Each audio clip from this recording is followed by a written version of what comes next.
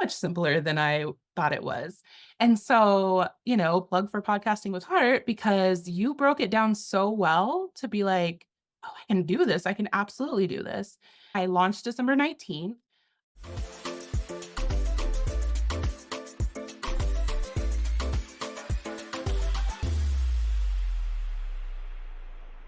Before we get started, you should know that there's several different ways you can work with me as your coach, as your guide, as your mentor. So if you vibe with me and you resonate with my perspective on business, on spirituality, on motherhood, and the intersection of all of these categories of life, there are various ways that we can work together. There's a link in the show notes that will take you to a list of all of my current offerings. And if you have any questions or you're not sure what's right for you, reach out to me. I can't wait to hear from you. Hello, everybody, and welcome back. So, we have a guest again this week, and I am excited to introduce you to my friend and a recent graduate of Podcasting with Heart and somebody who has recently launched her podcast. So, yay. This is Carrie Head. I am actually going to give you the floor and let you tell us your business birth story to begin. How did you get to this point where you went from whatever you did before to what you do now? And what is the now? Okay. Well, I'm Carrie and I live in Colorado. I'm married. I have 2 kids and I did a lot of things before. I was always trying to find like what I was meant to do, what would make me happy. And I always knew that what would eventually really make me happy was not working for somebody else. I just struggled. I would get into a job, I would love it. And then eventually they would tell me to do something that I'm like, I don't agree with that. And that was the end of it. I was checked out. I had quietly quit at that point and I was done. But I have always been interested in doing things that helped other people. And so I always knew I was going to do my own thing, but what that looked like was me making a decision that I was going to be an entrepreneur and then trying to find the things that I was going to do. And so when I had my oldest child, I stopped working and I became a stay-at-home mom and I thought, "Oh, great. Now I have all of the time to do all of this business stuff." Spoiler alert, the newborn takes up a lot of time and energy, and my health sort of tanked after having her, and so I couldn't do any of that, but I dabbled in various different things, but it was the fact that my health tanked, and I went on that journey to figure out how to build myself back, and I refused to believe that this was just my new normal. Like, everybody would say, "Oh, you're a mom now, you're just gonna be tired. That's just the new normal." And I thought I was looking at the rest of my life going, "No, I can't accept that." Like, that it doesn't I don't think it should be. I don't think it should be normal. I was building back my own health, and it is that when I realized what was possible that made me switch into, "Oh, I can help people do this." And that's when it became not just what I was doing for myself, but it became like, this is why I'm here. And my journey with health was for the longest time just based around weight, losing weight, maintaining weight. And I have never been thin a day in my life. And so that was the constant every day was if you would lose weight, you'd be healthier. If you lose weight, you'd be healthier. And as a child, I thought I was pretty healthy. Turns out getting strep throat multiple times a year is not normal and not healthy, but I could keep up energetically with the things I was doing. I could be social. I could go out and do things. I didn't get a lot of illnesses very often, except for the tonsils and strep throat situation. Um, and so I was like, "Oh, yeah, I'm healthy." Once I started cycling, I was skipping periods months at a time, and as a teenager who didn't want a period, I was just like, "Oh, that's fine. I don't have to deal with all of that. I'm good with that." Not knowing that, that's a sign that things are starting to cause go wrong for you. And so in my early 20s, I got diagnosed with hypothyroidism and PCOS, and I was told, "Just don't eat white bread, white pasta, or potatoes. We will see you when you want to conceive because you'll need help." I was 20. I had never tried to conceive. They didn't know I was infertile. Like, how could they give me that label at that point? Yes, they could diagnose me. Yes, PCOS can cause challenges with conceiving, but it's not a guarantee. And I was just like, "Oh, okay." So and I would go back and they would weigh me and it was all about my weight. It was still not about these other things. They're like, "Take this medication and have a good life." And I took it for a couple years and was like, "I'm done. I don't wanna just take pills for the rest of my life. Like, I think there's something else I can do." And so I sort of exchanged that for a cabinet full of supplements that just went there to die. And that wasn't the answer either, but I was like, "Oh, I hear this is good and I hear that is good." And it wasn't until my 30s when I had my oldest child when I was almost 32, and I fell apart, absolutely fell apart. And I had it had been a long road to, like, have her, and by the way, conceived naturally, never needed fertility treatments or anything, but I just fell apart, and I just thought it took so long to get her, and I faced pregnancy loss before her, and now I'm not gonna be able to raise her. I don't have the energy. And I decided at that point I was gonna flip things around and I was gonna figure something out. And so I really invested in learning about food and learning how the different foods made me feel. And then I would notice that my back pain was gone and I had energy despite not having caffeine and I had joints were not hurting anymore. My digestion was significantly better. My digestion got so bad that I was afraid to leave the house because I was afraid of not making it to a bathroom. Mm. And so I saw like people talk about food as medicine all the time. And I really, for the first time in my life, it became real. It was not about changing what I ate so I could lose weight. It was not about getting these amount of calories or these amount of macros. It was just about let me try to eat food that is as close to its natural form as possible, as least processed as possible, and see what it does for me. And it did wonders for me. And so it was a couple years later that I had the energy and had the clarity of mind and felt like I could run a business that I was like, let me help others because I was a new mom still. So I was in these births groups, new mom groups, and everybody was tired. Everybody was exhausted. And their doctor was like, this is normal. This is your life. Do you want anxiety medication? That was everything that they were experiencing, and I'm like, "No, there's you can build back, like, you can have more energy and feel better." And Mhm. so that's when I decided that was what I was going to help other people with. I enrolled in a couple programs to get more information in a more structured way to learn faster and learn how to coach others to do the same, and then got started, and I just completed a whole year in business where I had my first paying coaching client a year ago, and I knew that what was possible for me. I saw it happen for me, and then I've seen it happen to my clients, and I'm like, "Food is amazing." So, I call myself a non-diet nutrition coach because it's very important to me to help people understand that you can improve your health without needing to focus on the size of your body.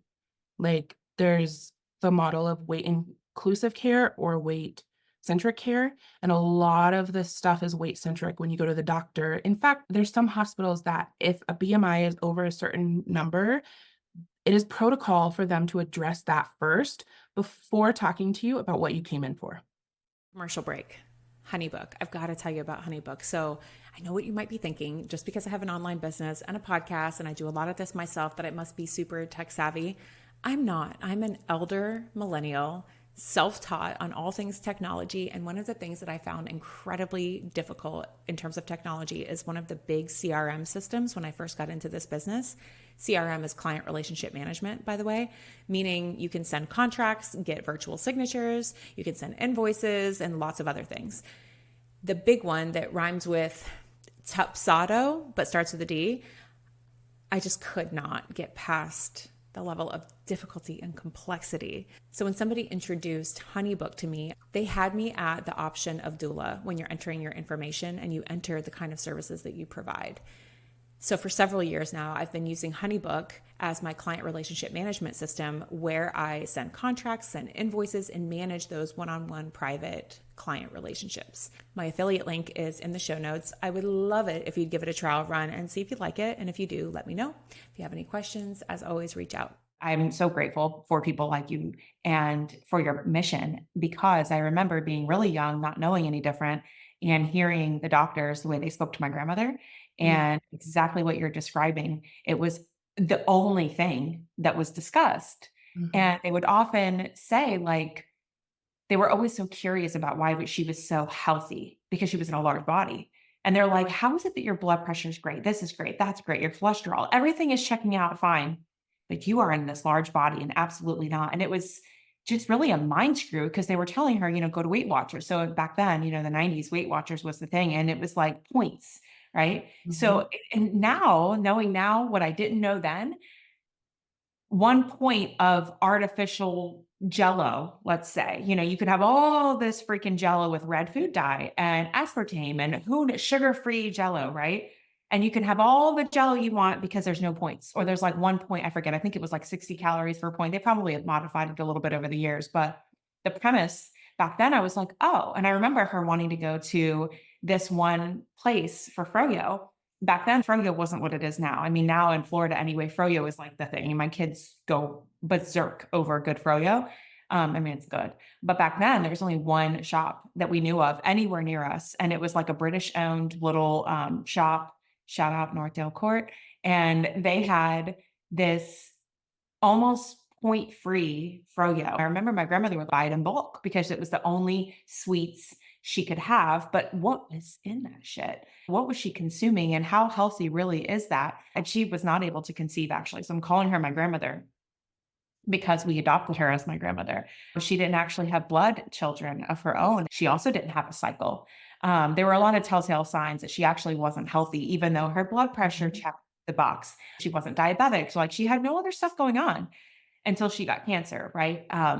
But I remember that, and I remember a lot of shaming, and I remember just feeling so every time we'd go to her doctors or when she had an episode, I was in college, and I remember going to the hospitals with her, and I felt it was like you had to put your protective shield of armor on before you go in and start talking to all of these ER doctors and surgeons, and because that's always what they go back to is Yeah. drop weight. And it's like, okay, because we're eating as little as possible. That's the goal, to eat as Yeah. little as possible and to eat stuff that has no points, but what's in it? And calories are energy. Hello? Yes. We need Yeah. energy. And it's been common, for since the 40s or so to eat low fat. Fat builds hormones. Like so many of us who have had issues with our hormones, like how many of us were eating low fat because we were told that that was the better way to be. And yeah, there's beneficial fats and non-beneficial fats, but we Right. need fat and fat is calorically dense. So you're going to have more calories. Yeah, it just creates this cascade that is a problem when we focus on weight. And it's not only a problem for those of us who are in bigger bodies, it's a problem for people in thinner bodies too, because you're thin, so you're healthy. So you must be making up whatever you're coming to see me about. Mhm. Well, there is that assumption that just because you're thin means you're healthy, and that's not the Right. case because a lot of people who are starving themselves and are very, I guess, malnourished, their body's not getting the proper nourishment, even though the scale is like the number they want it to be. And now, I don't know, maybe you have seen there's like this whole craze about this. What's the drug that people are using? It's supposed to be a diabetes drug. Ozempic. What's it called? Ozempic. I don't know a I lot know about there's another one, but Ozempic is the one I hear about the most.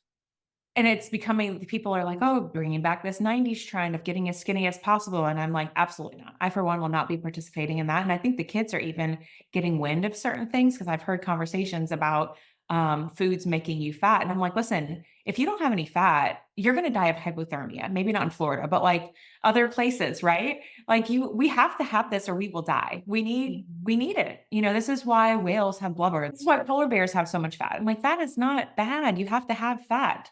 And I Mhm. need to eat that. Your body needs nourishment because there's so much of that brainwashing. And I listened to the first few episodes of your podcast and I was like, yeah, yes. Nailed it. Nailed it. Even if you're super, super thin, doesn't mean you're healthy. And not having a Mhm. period while as a teenager, you think, oh, this is convenient. I don't have to worry about it. Um, it's a sign of health. Right. Yeah. And as you address things for your health, your body may naturally get smaller. That may be a side effect because inflammation can drive weight gain. And so that happens. Like sometimes weight gain is from an underlying health reason, but it's correlated. Like the weight gain is a symptom, just like blood sugar, just like poor digestion. It's not causative. And the research does not point to weight causing these things. Some of my clients come to me and they list weight as one of the things they want to work on. And we just have the conversation and I say, let's take this piece, let's take this weight, let's set it aside. We'll just set it aside. What are the other things? How do you want to function every day? What is impeding your function? Like, what is causing things to be difficult? Because, yeah, the weight piece can affect your mental health, mostly because of other people's opinion about the weight, but it's not, there's so much other we can focus on to improve your health. And if weight goes down from that, then it does. And that is just information. We see an effect from something that we've done. And it's not good, it's not bad, it's just completely neutral. But what is going to improve your life? What's going to allow you to play with your kids? What's going to allow you to create a business and have the mental capacity to do so? What is going to cause you to return to having great sex with your spouse? Like, what is going to improve your life on a daily basis? What are you actually struggling with at a cellular level? And it's harder to focus on that because it takes time, whereas weight loss can be such a thing that is such a quick win, or if we medicate something, it can make the pain go away. But if we want to start to change things on a cellular level and improve your health for the long term, it takes longer, it takes more intention, and it's not as easy. And I understand that in our society, we're busy, we have to work to survive, and so it's much easier to find the quick wins. So that's one thing I do too, is try to slow things down and say, like, this is a long-term thing. This isn't a diet where there's a start and a stop.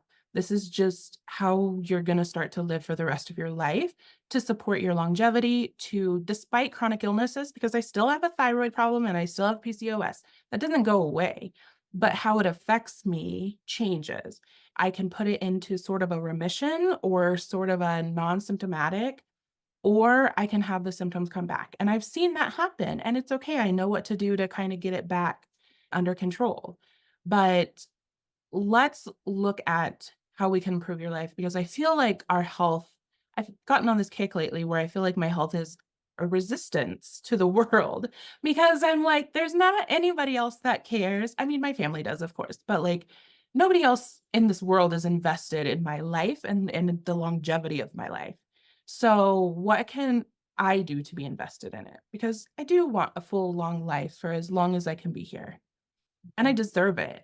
And it's a middle finger to all of the systems that like want me to believe that I'm not capable of changing anything unless I change the number on the scale. So many of your examples remind me of business, the way that I think about business and slowing down and let's say weight and dollars, right? Not thinking about weight as the primary motivating factor, but also not thinking about dollars anymore as the primary motivating factor. But when you are doing the thing that you love and when you're allowing yourself to be so expressed in your business, money just, it happens. It's going to happen naturally when you are doing what you enjoy.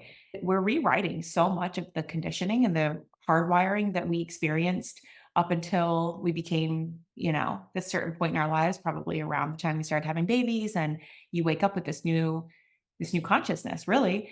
And you're like, oh, wait a minute. And then you have to deprogram all the BS. So it reminds me a lot of that and slowing down. I was thinking about this the other day. So much of what we do and what we experience right now with social media, we've talked about this, how creating reels. When we were doing the podcasting course, we're talking about how you're letting people know about new podcast episodes. And I create these little snippets that are 60 seconds, 90 seconds, depending on where you put them. So I edit some clips down so it fits. And there's so much of the social media community that's like, you have couple seconds to capture attention. And I'm trying to slow us down a little bit there. I want to pack helpful information into that 60, 90 seconds, but I also want us to be guiding people, whether it's in their health or in how they promote their business and connect with their audience, guiding people to like, okay, let's slow it down a little bit. We've all been told this lie that we're supposed to be as productive as possible and fit as much into our minute to minute, day to day as possible. And that was a big thing for me and a lot of my community. But I think there's just so much beauty and expansion in slowing down. So many of the best things in life are not as fun when they're super fast. If we slow down, like what's better when it's slower? I like to eat a little bit slower and savor my meals. If I cook it a little bit slower, it cooks more evenly. I'm teaching my son how to use the air fryer to make wings right now.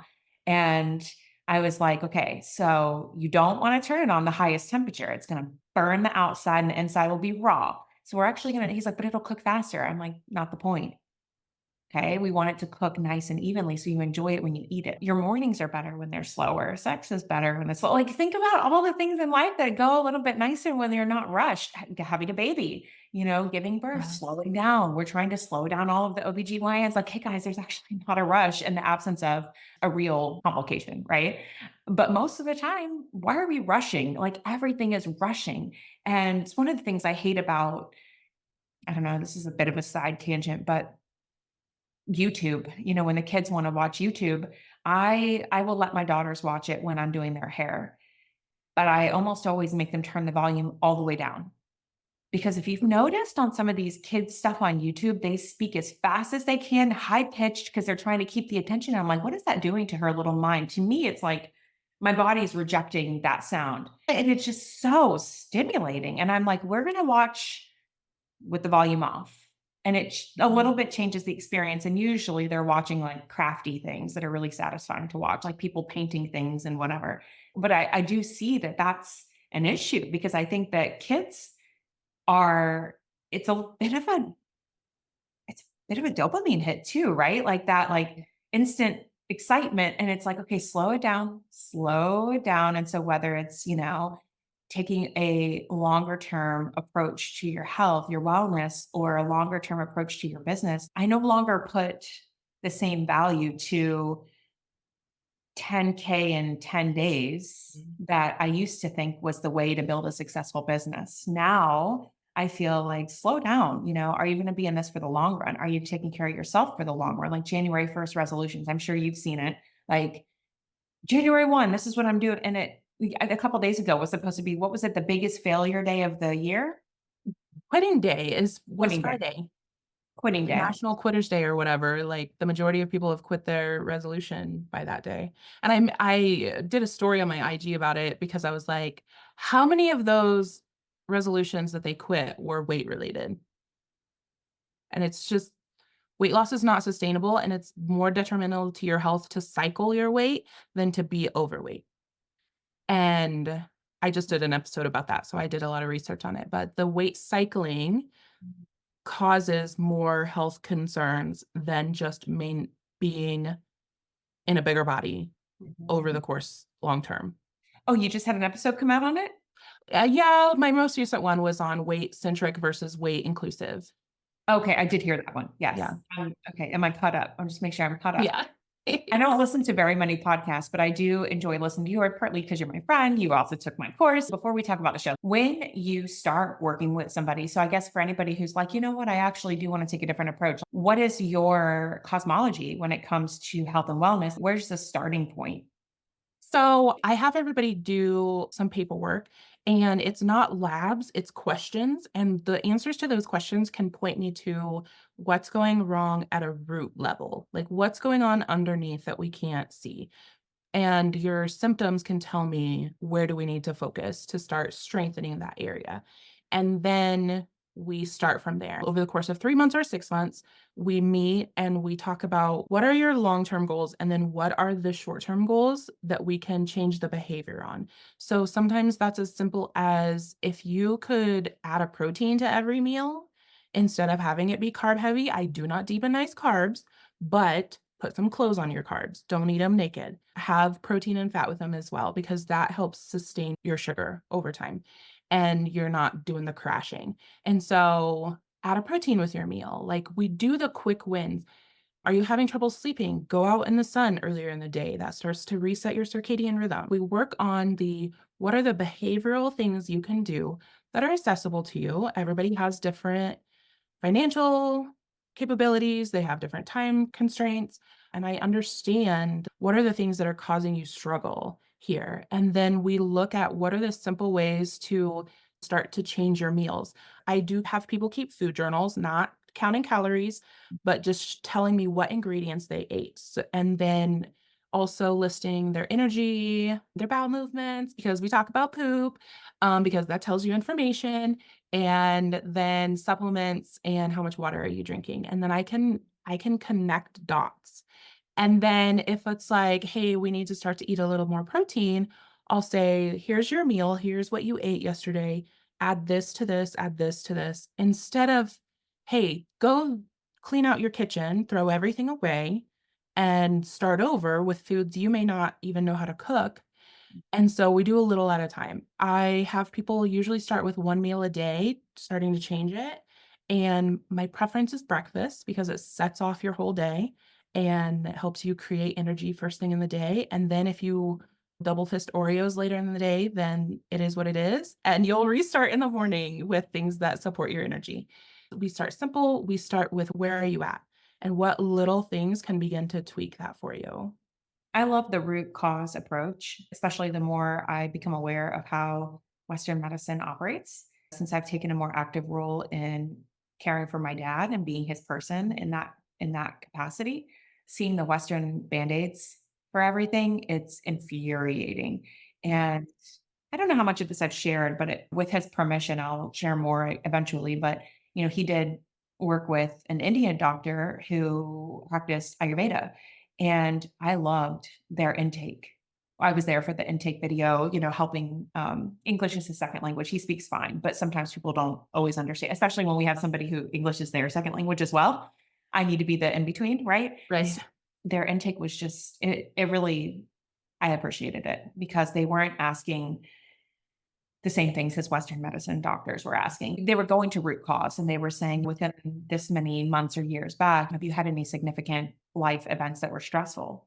And that I was like, they get it, because the body knows when the body is expressing symptoms because there's something else going on, right? So you're experiencing symptoms, whether it's weight gain, whether it's a disease, whether it's functionality of something not working properly or no period, like it's an expression and it's the symptoms are an expression of something that's happening. It really takes it back to such a basic, I think sometimes human beings overcomplicate things, unfortunately, because I'm just going to say it, because they have shitty intentions.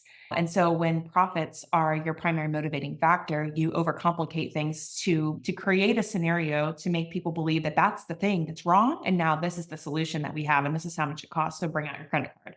And a lot of what you're doing, right, in the wellness industry, and then what I'm doing in business now is peeling back the layers and coming back to before we overcomplicate. And in birth, a lot of what birth workers are doing is saying, okay, like I remember when I had my baby, when I had Amani at home, a lot of people were like, holy crap, that's crazy. That's crazy. And at first I felt like, holy crap, this is crazy. And then the more I thought about it, I was like, actually, it's the most normal thing ever. Mhm. We've made it crazy because whoever decided that birth should happen in a hospital and overcomplicated things because you make a lot more money when you overcomplicate things, whether it's how to do business or how to podcast or how to whatever, you overcomplicate it. And then there's this barrier where people think they don't know what to do next. And in health, just as an aside, if I see one more health and wellness and fitness person promoting um, health and wellness via tons of artificial protein sources, like I get it.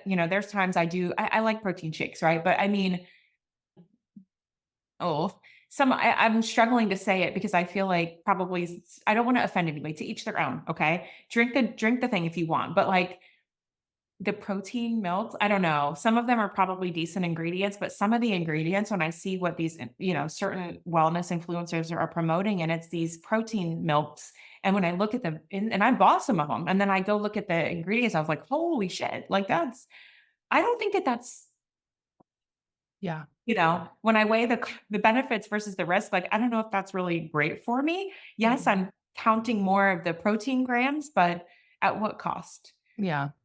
There's a whole lot of protein in natural stuff, and even if you're you don't have to go eat 3 steaks a day. You can get your apple, put a little bit of nut butter on it, and sprinkle some hemp seeds, and it's not just a plain apple. You've put some cloves on your carbs, and that doesn't add a lot of bulk to where you're full, you Right. know? Like, chia seeds are Admittedly, great, hemp seeds are great, they're great proteins. I did try something this morning that was this recipe and I do like this girl. She shared this recipe on her stories yesterday and it looked really good. And I was like, you know what? There's a little bit of processed stuff in it, but it was Mm, like yogurt and the PB powder, which I used to use way long ago and I stopped using it. And I was like, I'm gonna get some and just try this out. And it did call for natural almond butter, couple other things, a rice cake. It looked so good on her stories, and I was like, "That actually looks really filling." I made it this morning, and I couldn't get, like, halfway through it, and I was, like, gagging, and I'm like, "This is so gross, like, why am I doing this?" I know the only time I like protein powder is if it's in a shake, and I only do 1 of those a day because I like it, and I yeah, load it up with vegetable. It's part of why I like the shakes, honestly, is because I really don't like the taste of avocado. But I mm, like the benefits of eating and consuming avocado, so I blend it into the shake so I don't have to taste it, yeah, and that's why I like the shake really, is because it's disguising my avocado, and I really like the protein that I get because it's a brand that I like, and maybe I should link it in the show notes, yes. So, little accidental plug for Four Sigmatic protein, it's my favorite, it has must-have mhm, stuff in it, and there's all the benefits you can read about, but I'll plug it and then I'll link it in the show notes, and I do one of those every single morning because I like it. yeah. Not because I have to, but I like this longer term, more sustainable, slow and sustainable approach to wellness. So I'm with it. And there's this idea that so then you talk about the products, and then everybody thinks that health is expensive because these products are expensive. And it's like, no, go get a good cup of bone broth and you got great protein and great collagen. And people are putting collagen in their coffee now, which is fine, but the isolated protein is not as great as the whole protein. And so just go drink some bone broth, go drink some miso broth. Like those are going to get you the proteins and they're not I mean, if you make it yourself, it's really cheap. You just take your carcass from whatever you just ate if you're a meat eater or you I haven't ever done miso broth, so I don't know how that's done, but I've made bone broth from a Thanksgiving turkey and it's cheap. Like, you just reused something that you used. You didn't And throw away something the else to bone. say, like, fast foods or no food is cheap anymore, honestly. When I was taking my son to an appointment and the person who was at his appointment, she's like, "Hey, while you're out, can you grab me something to drink? I don't care what it is, I just need a drink." And I don't usually buy drinks out, is what I noticed because I almost always have this is embarrassing because I look like such a basic, you know what? I have a Stanley because my husband gifted it to me, but I don't care what the cup is, but I like having my electrolytes drink. Mine isn't Stanley, but it's pink. I like having electrolytes and I like my coffee at home. I prefer mine over buying it outside. So I don't usually buy stuff out. And if I take the kids out, we do go to Chick-fil-A sometimes because we're human. And occasionally we go to Chick-fil-A and they'll usually get a water bottle with their drink. But I'm saying this to say I don't usually just go buy a drink. So I Mhm. bought her a drink. It was a lemonade and it was like $3.79 for a lemonade, like a fountain drink lemonade. And I was like, "Damn, it's almost $4 for a lemonade." And this at Chick-fil-A. And I realized I just don't buy a lot of beverages out, but it's not cheap to eat the cheap, fast on the go stuff either. Like that stuff is pricey. The way I do it, it tends to be cheaper if you prep and eat at home Mhm. anyway. And I prefer my own food. If I go days or weeks without cooking a lot, I just don't feel very good. I Yeah. like my food and my food has my love frequency in it because when I'm cooking it with the intention of pouring my love into it. There's ways of making food at home fast. If you're a meat eater, throw your meat in a marinade at night and let it marinate through the day, and then when you get home from work and your kids get home from school and everything, cut everything up, cut your veggies up, put it on a pan, put it in the oven. Help your kids with homework, do your stuff for the end of the day, eat, and then have the rest of your night. We get so bogged down in recipes, just cook a few things and throw it together. Go back to your old Lunchable Yep. situation, but have some cooked chicken that you made and some carrots and broccoli. And if you don't like raw vegetables, cook them and not by boiling. Please stop boiling vegetables. If you I want do like vegetables to taste good, stop doing it. I love roasted vegetables. When I started discovering roasted vegetables, I was like, "Oh, oh my gosh, just a little bit of oil and a little bit of sea salt, and it's like candy. It, like, sweetens it, when it cooks and it caramelizes naturally, like, it's so good." my But son likes chicken. He likes wings, but I shared it on my stories a couple days ago. I prepped like 16 pounds of wings I got from Costco. So I'm marinating it. So at this time, because especially I'm going to be gone next week for a few days. So while I'm gone, they'll have pre-marinated wings. All they have to do is defrost and put them in the air fryer. And he inhales them. And it's easy. I want to shift to asking you about the podcast. When did you first feel like you wanted to start a podcast, or when did you first know that that was something you wanted to do? well, it was like a two-piece thing. Okay, so I'm a generator, so sometimes I'm like, "I'm gonna do this," and it doesn't work out. So, a couple years ago, I thought, "Oh, I'm gonna do a podcast. Everybody's doing a podcast, I'll do that." And then I was deciding on the podcast, and then I was trying to think of themes, I'm like, this isn't working. I'm gonna put it on a shelf." I'm doing my business and everything. I had shown up on my first podcast as a guest, and I was like, "Oh, I really like this. I really like the interaction and talking." And so I was like, "Huh, maybe I will consider that again in the new year." This was, in the fall, probably by about August or September. And then one day I just had this download of like, I was so frustrated that I couldn't talk about all the things on my social media, which I can, but there's this idea of niching down. And I want people to really know what I do and what I do well. And so I niche down on my social media, but I want to talk about all of the things of wellness because I have been helped with sound healing and energy work and EFT and other things that I'm not an expert in. And so I was like, "Oh, this is what my podcast is. It's introducing my audience to all of the possible ways they can be well and create wellness for themselves." And I don't like this idea that people gatekeep wellness and health only looks like one thing. I created this process called Undefine Your Health last year, and it's the idea that you decide for yourself what health is, and that is where you set your goals. And it's not one thing. Like, you're not going to let somebody else tell you what health means for you. And so my podcast is Wellness Undefined. It's the greater, wellness as a whole, and you deciding, you finding what makes you feel well. And how do we know what makes us feel well if we're not exposed to it? So I bring in I've only solo casted so far. I'm going to start interviewing some people and just exposing people to all of the areas of wellness that you can improve your life with.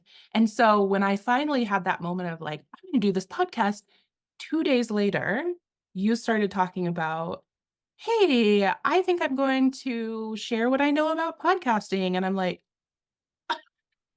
this is definitely the right time then. And I thought I'll probably launch it in the beginning of 2024. And you said, "Have it done by the holiday," and I was like, "You mean Valentine's Day?"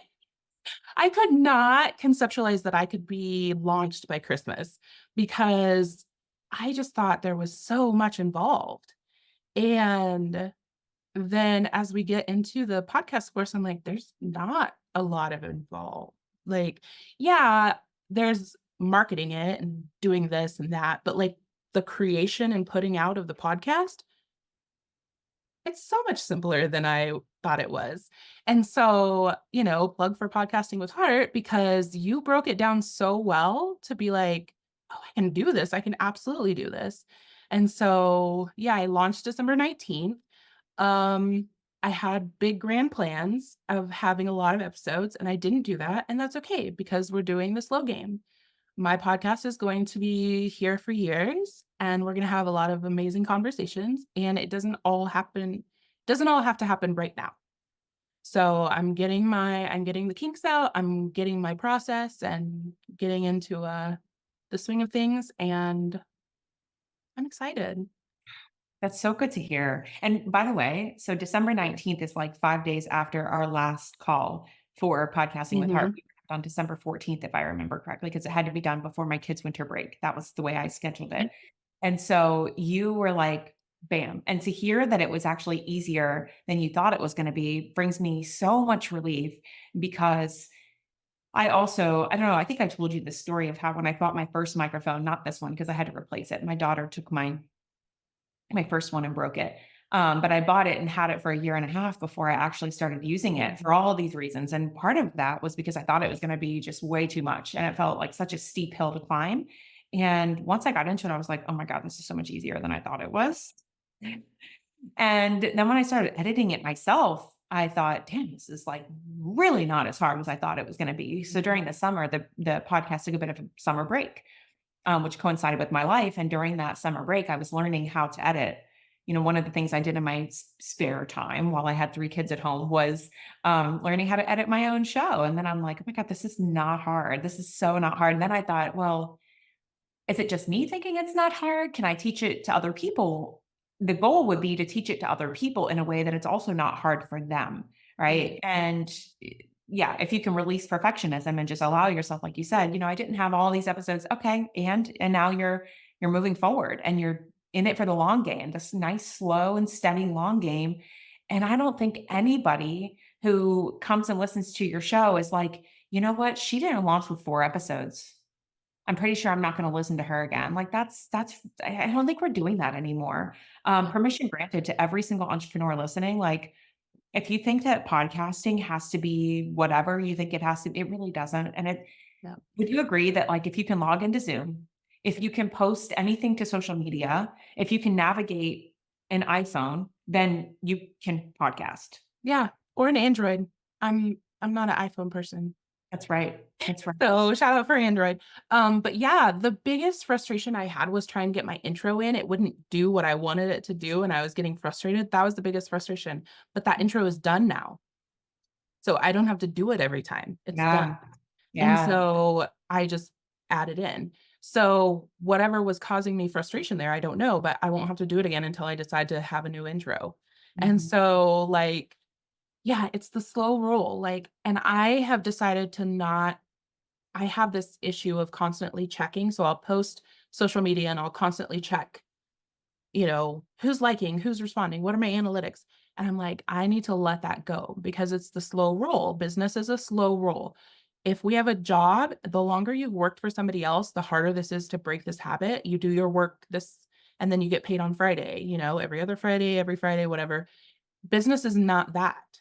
It is not an immediate payment for what you did yesterday. And so getting that slow roll, learning that you plant a seed one day and you can't eat the strawberry the next, like you have to wait. And so I don't check my analytics. I don't. In fact, I missed a review. I was like, oh, somebody else sent me the review. She's like, did you see this? I'm like, no, because I didn't check it. And so I'm like, I need to do better at checking that because I want to shout out people that are giving me reviews and thank them and everything. But just not looking at the numbers so much because this is a long-term thing. This is gonna be a cumulative effect. I want my podcast to do 2 things, primarily 2 things. That is, I want to teach people things and connect with people, and, I want it to be a way for people to learn about me so they can decide if they wanna work with me. And that is a long-term thing. Like, there may be somebody that listens tomorrow who hires me 5 years from now, and that's fine. I don't need an immediate result. Mhm. Yeah, that's really good. It reminds me of actually, so Danette, she was also Mhm. in the Podcasting with Heart, and she was a guest in the last episode when this comes out, she was recently on my show. It came out actually yesterday. Anyway, she was a guest on the show, and she was also my longtime client, and we talked about her experience, um, hiring me from listening to my show. And there have been not just Danette, over the last several years, there have been a handful of people, quite a few that I can think of. I don't always ask, "Hey, where'd you find me?" But sometimes I do on a discovery call. And I've heard over and over and over again over the last 4 years, I listened to your podcast. And there was this moment where I was like, oh my gosh. And so for Danette, it was like she didn't even hear a full episode. And she reached out and she was a client within like a very short amount of time. And other people may have listened a little longer, but it's not the intention going in. And I think that's the most important thing is like we talked about with weight in dollars, right? If that's not the primary intention, right? Like I don't go to the podcast like, how can I make money off this show today? I go to the podcast like I have important stuff I want to say that I want to share with people. I have conversations I want to have. I want to connect. I want to whatever, share what I'm thinking. And I also need more than 90 seconds that an Instagram reel will allow. We are the talkers. We are the people that got separated from our friends in fifth grade and put on the other side of the room so that we would stop talking. Yes. But jokes on them because there are things nowadays called podcasts and we can talk to our heart's content. Yes. And ideally somebody will listen. So I do think it's a natural byproduct of enjoying the creation, right? And so for me, I do also feel like that's why I called it podcasting with heart instead of originally I toyed with it being DIY podcasting, but I'm like, that's not capturing the essence of what I want to do here. I'll teach you how to DIY in case you want to DIY, but more important, I think, is doing it from the heart and doing it with an intention of pure, clean energy intention of like, if a client comes from this, great. If not, it's still very fulfilling. It's a medium for me. It's a form of art. It's a creative expression and it fulfills a part of me and it brings me a lot of joy.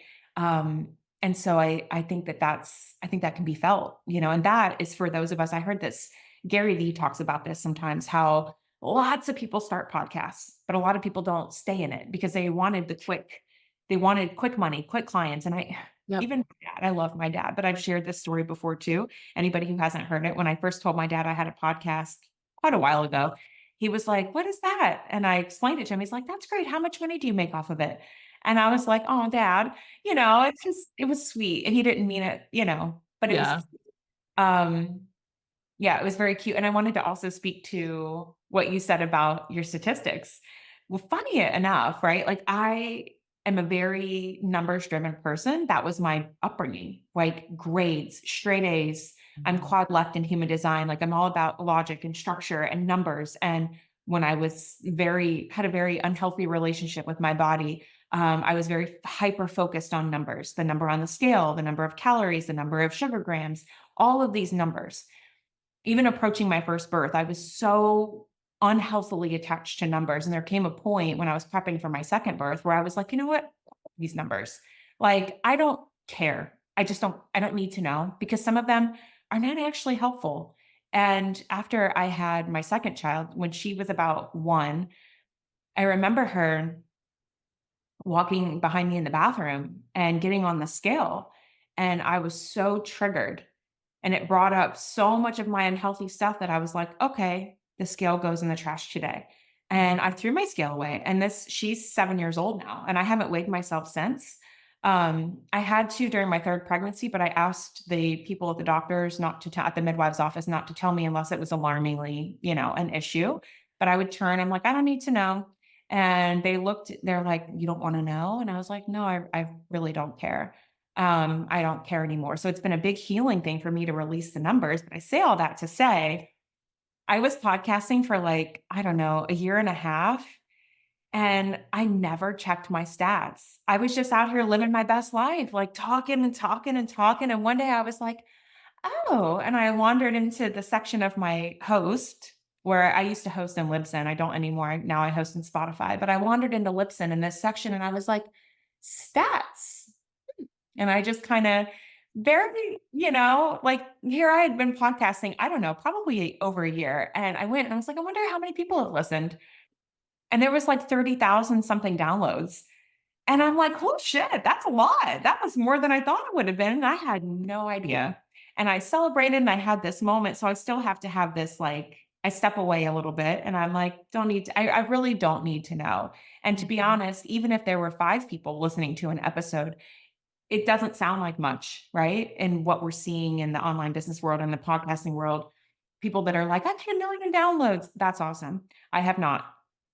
But if you brought 5, 10, 20 people into my office and they were all standing here listening to what I was saying, that's pretty big to me and that's impactful.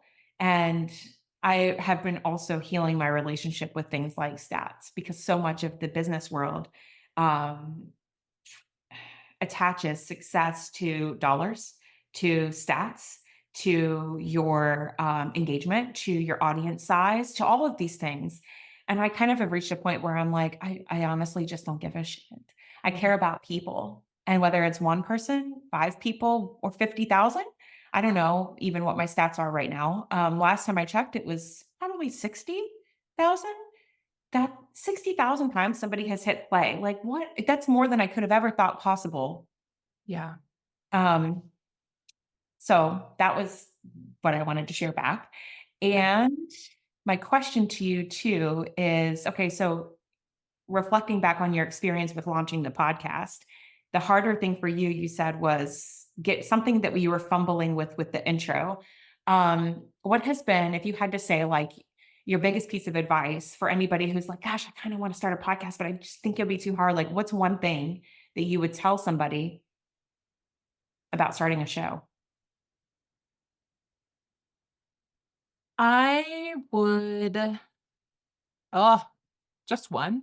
I would say, I mean, it's easy to say just do it, but, like, figure out why you want to do it. Like, do you just think, "Oh, people say it's good because it's gonna bring me a lot of business." If that's your reason, don't do it. Don't do it yet. It's not the right reason. But, like, why what message are you trying to get out? What purpose are you doing it for? Don't let it stand in your way that there's everybody's doing a podcast now.